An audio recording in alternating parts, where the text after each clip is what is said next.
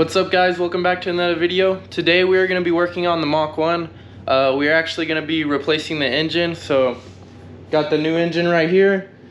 It's not looking too good, but maybe when we're done we'll have it all shiny. I'm going to go ahead and show you why I'm replacing it. It has bad piston rings, so it smokes out the back, a lot of oil through the breather on the front. Also it's starting to knock pretty loud, so I'm gonna go ahead and just start it up and let you guys hear what it sounds like.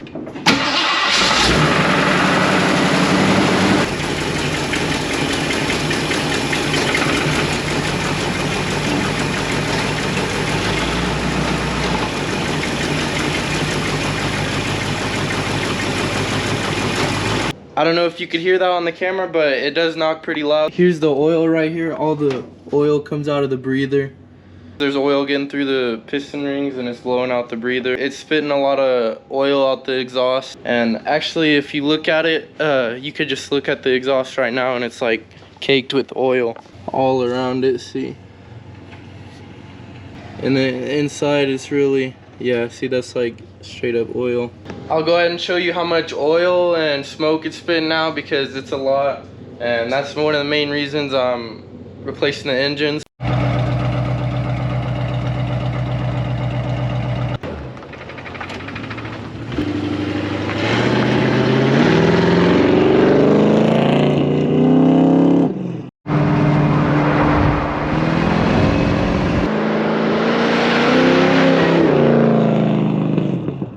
As you can see, it kind of needs replaced. Also, I can feel it like kind of like losing some power too. I guess we're gonna get into it, get all the stuff done. We have to do the exhaust, take the exhaust off, the fuel lines, take those off, all the power lines to the starter from the back of the engine. Also, we have to do obviously the mounts and pull the transmission with it, and then we'll put the transmission on the new motor once we get everything out.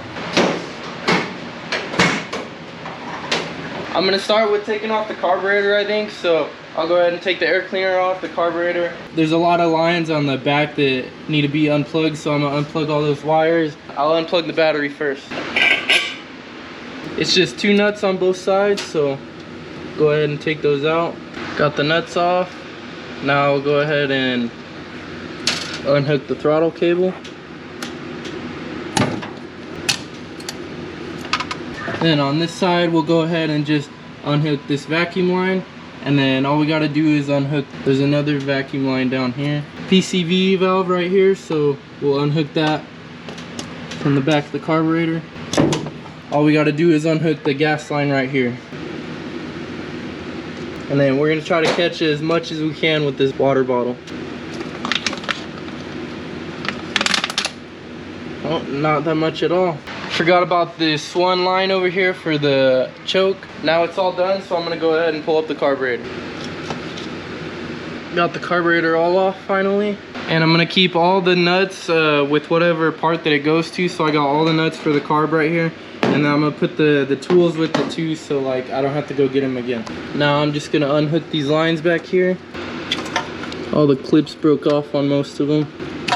Then we got the engine to body ground right here. There we go, that's off. I'm gonna get the alternator off now so I can get the wires off of the alternator. So we got the main bolt right here. Go ahead and loosen it.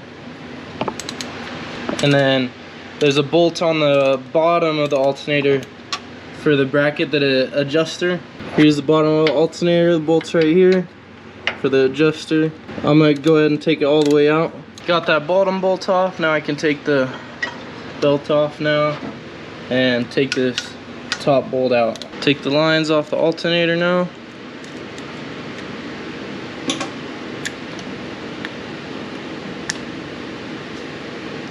I'm gonna wait to take the fan off actually, because I'm gonna take the radiator out first, so it'll be a little easier. But now that I got the alternator off, I just need the starter power and then the battery ground to the motor. These 2 wires, and then after I get those wires off, that'll be all of the wires connected to the engine. There we go, that's the ground wire. Since I'm taking the starter wire off, I'm gonna go ahead and jack it up. Got the starter wire right here. It's kind of difficult place to get. Got the starter wire off now. Since we got the car jacked up, I'm gonna go ahead and take off the exhaust. It's just 3 bolts on each exhaust.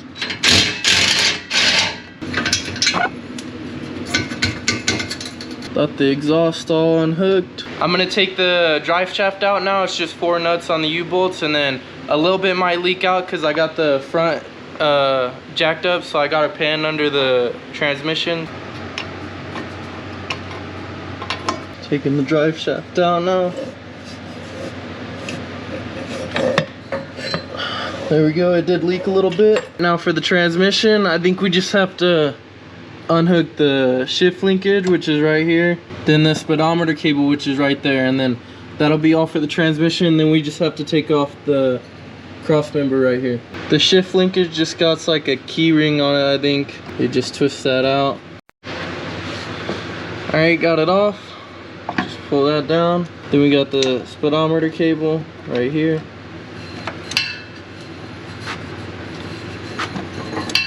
Then we just pull this out.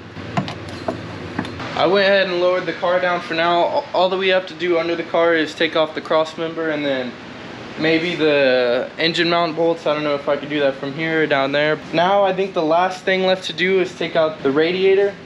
So I'm gonna go ahead and start draining it now.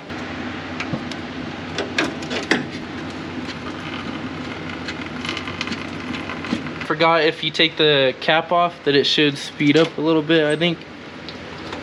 So, yeah, just like that. It's all drained now. I'm gonna unhook the transmission coolant lines from the radiator. I got the transmission lines off. Now I'm gonna go ahead and take the top hose and the bottom hose of the radiator off. I got the bottom one off. It did leak a lot more. Now that we got everything disconnected from the radiator, I'm gonna go ahead and take it out. There's just 2 bolts on each side.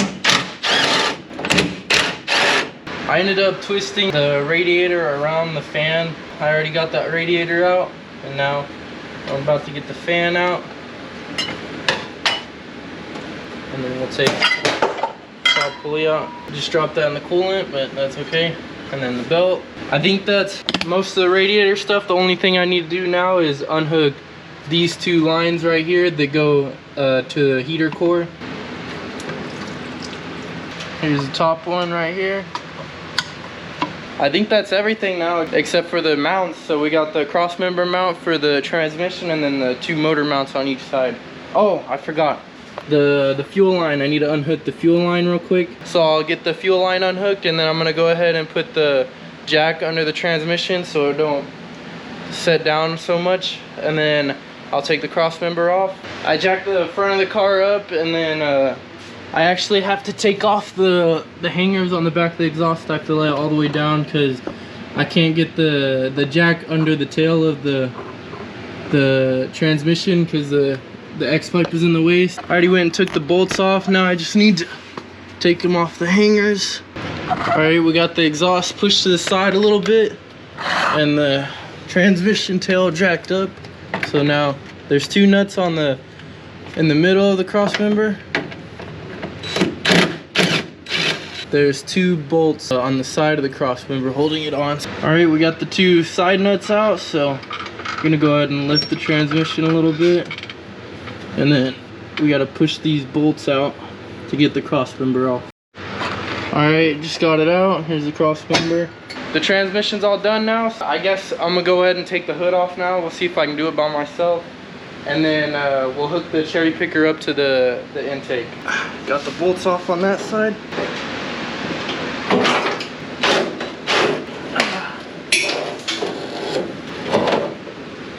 Alright, I got it. But that thing was heavy. I got everything hooked up now. I just hooked up the cherry picker to the intake mount, and I put it on the back hole because I'm pulling up the transmission with it. I'll just put a little bit of weight on it so I can unbolt the motor mounts.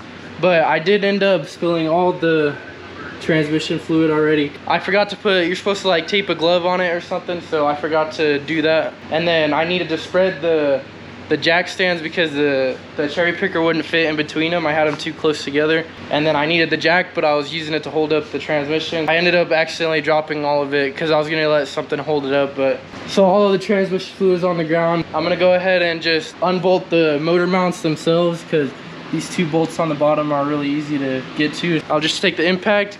There's 2 on each side, and then after that, I guess we'll start pulling it up with the cherry picker.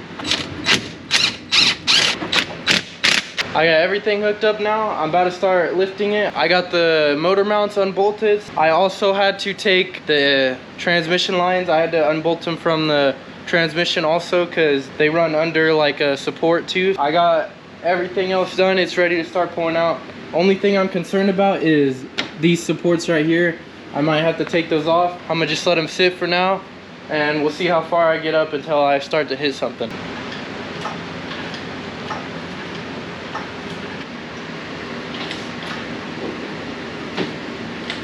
Everything looks pretty good. It actually pulled the transmission off the jack, so we'll just pull it a little bit.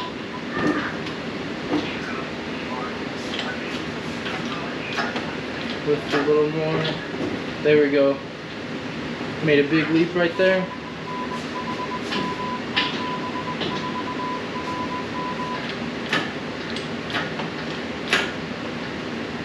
We're about to start hitting the top of those supports. We're stuck on the starter right now at the moment. It's hitting the motor mount. I'm gonna go ahead and lower it a little bit, and then I think I'll take this motor mount off. I'll have a lot more room. I could probably hit it with the impact. All right, I just loosened it. There we go. Got the motor mount off. That's where the starter right here was hitting the motor mount, so now I can keep going up.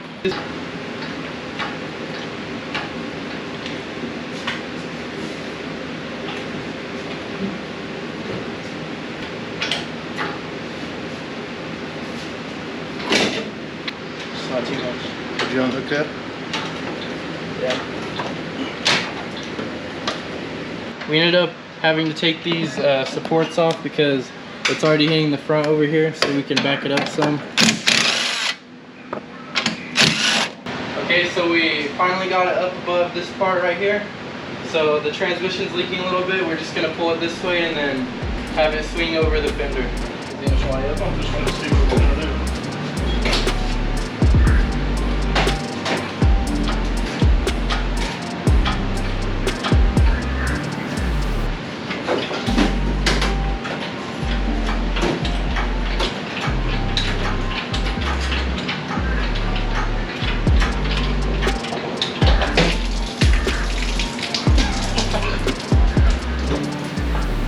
Oh, that's good.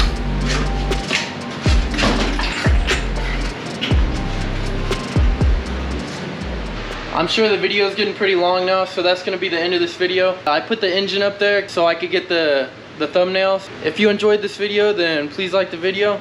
And if you'd like to see more of this car, or when I put the engine in, then please subscribe to my channel and get that bell on so you get notifications whenever I post a video. And I'll get part 2 up pretty soon. There's probably going to be 3 parts to this engine replacement, so part 2 I'm probably going to take everything from this engine right here and put it onto the new engine, and then part 3 I'll probably put it in and get everything started. Stay tuned for part 2.